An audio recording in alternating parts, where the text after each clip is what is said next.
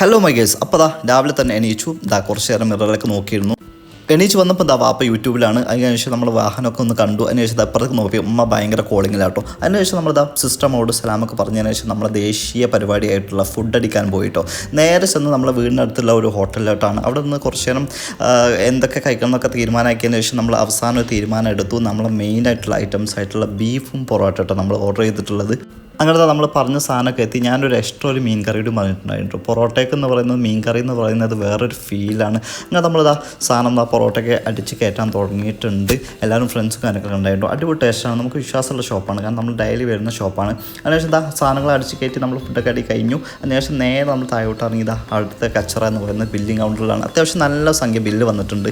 എന്നെ ഇവിടുന്ന് പിടിച്ച് കൊണ്ടുവന്നുകൊണ്ടായതുകൊണ്ട് തന്നെ ഞാൻ ബില്ല് അടിച്ചിട്ടില്ല കേട്ടോ. അങ്ങനെ കാറിൽ കയറിയപ്പോഴും ഇവരുടെ ചർച്ച എന്തായിരുന്നു? ബില്ലടിച്ചതിന് ചർച്ചയായിരുന്നു. അങ്ങനെ നേരെ വീട്ടിൽ വന്നപ്പോൾ നല്ല അടിപൊളി ചോറുണ്ട് കേട്ടോ. അത് കഴിച്ചതിന് ശേഷം നമ്മൾ നേരെ പോയി സുഖനിദ്ര.